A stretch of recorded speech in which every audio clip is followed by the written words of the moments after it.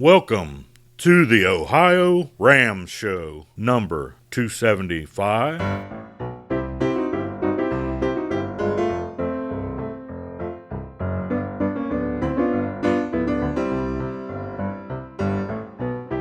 Well, hello again. It's Lee Kreider, producer of the OhioRAAM Show, on a nice, cold, early morning here in Dayton, Ohio.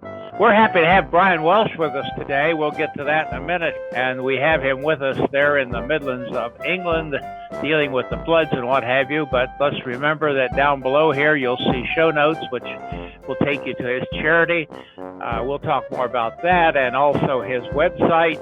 Let's not forget the good people who operate those wonderful time stations here in Ohio for the Race Across America, time station 41 in Oxford, 42 in Blanchester, and 43 in Chillicothe. So no more palaver from me. My dog here is putting his 2 cents in. He always does. Maybe he'll stay quiet for the rest of the show. So let's go over to England.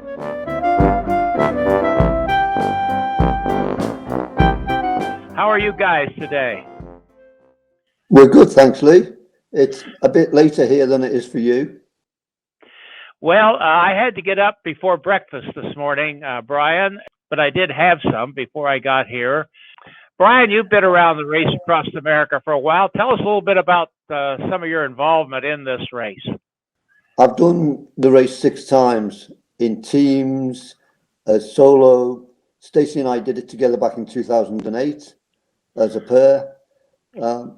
So we were the first British pair to do it. So that was good fun. And then last year I was the crew chief of the Golden Girls, although the Golden Girls will tell you that Stacey was the crew chief and I just turned up. Well, we need to introduce Stacey there, your lovely wife. How are you, Stacey? I'm great, thanks, Lee. Glad to be on the show, so thank you very much for inviting us. Oh, we're happy to have you. And I didn't look, but are you going to be on Brian's crew, or does he Yes. rather? Okay, very good. A couple people on your crew I know. Your crew chief, Sue Pillinger, I know her real well, and we chat all the time. And also Megan Hakkinen, who's been on the show several times, is going to be on your crew. And you just told me that she's planning on doing RAM at some point in the future. Is that correct? That is correct. She's doing TCR this year, so that will be exciting for her. Transcontinental. And then we'll start to look at RAM from there on in. You mentioned that last year you crewed for the Golden Girls, and they had quite an episode. How are that?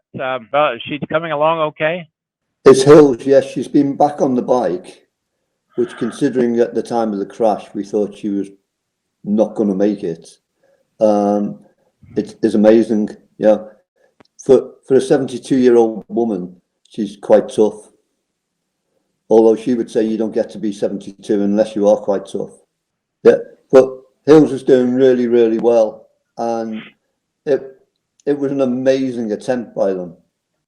It was, and we were so disappointed that happened, but we're so glad that she's coming along. I know she gave you folks a scare, and all of us who were following along real close gave us a scare as well. So we're happy to have that.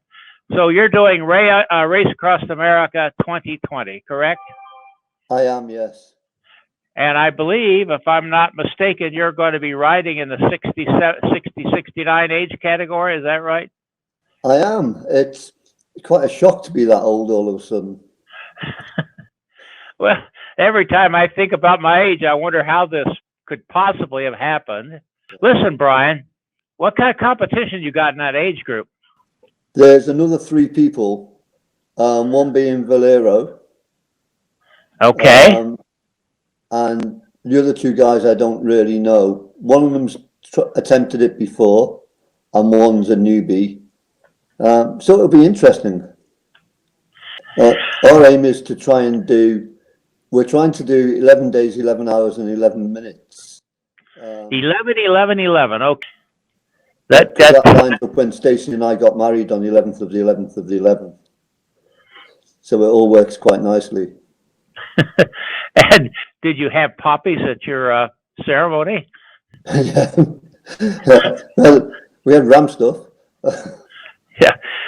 You know, people in the United States might not get that illusion because I haven't seen poppies around here on what we now call Veterans Day. I think you call it something else, don't you? Yeah, Remembrance Day. Remembrance Day. Remembrance, yeah. We call it Veterans Day, where we celebrate all veterans. But we used to sell the poppies. Everybody would wear them, but I have not seen them in years. But you still do that, I believe, in the United Kingdom, don't you? We do. There was at one stage a bit of a backlash against it, but now it's really back and big. We digress here sometimes. You're writing for a charity, and tell me about that charity. Okay, the Golden Girls last year, their charity was Silverfit because one of the riders, Eddie Brocklesby, who was the oldest rider on the team at 76, she runs the charity, and it's for people trying to get people back into some sort of sport and activity so that they stay fit, so that when they die, they don't die old and doddery, they die healthy and happy, I suppose, you know. And she believes that the only way to save the National Health Service, make people have quality of life, is by exercise. And she lives her dream. She's doing Ironman Austria this year at the age of 77. But there's two critical parts there. The charity is also aimed at over 45. So when people I don't think fully appreciate that that's where the charity starts, and that's where it's really important that people are active. And also the other part is the social element of sport and doing sports together. It's very difficult for people, if they're not used to it, to go into groups. And when people are in groups, they've also got the social aspect, which will increase quality of life. And those are very evident on her website. And that she's got some fabulous videos as well on it, doesn't she? Yeah, which will attach to the program notes, mate. We will have those in again, as I mentioned before, here in the show notes. There'll be a link there that you can learn more about Silverfit, and we're happy to support that. So how's your training coming, Brian?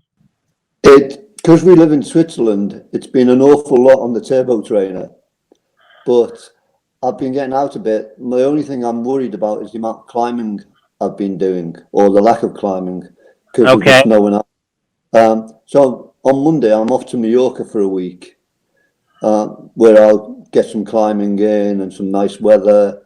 But because I run camps out there in April and May, I'll get 6 or 7 weeks of really good quality training. Well, Switzerland in the summer for training is the most amazing place ever.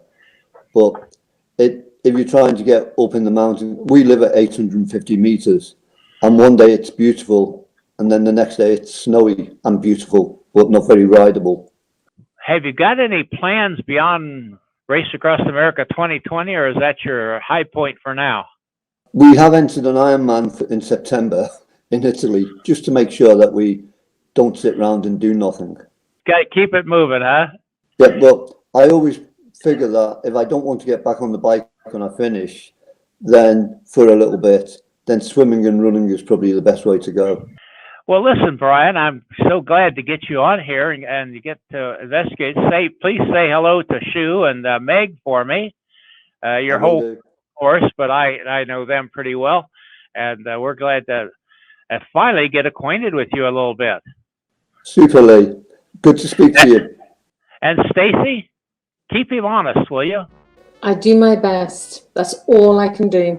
Well, listen, guys, thank you so much for being with us here today, and it was worth getting up at 4:30 to talk to you. Nobody's ever said that to me before, Lee. Well, Speak to you later. Okay, we'll thank you later. Thank you so much for spending time with us, okay? Bye-bye now. Bye.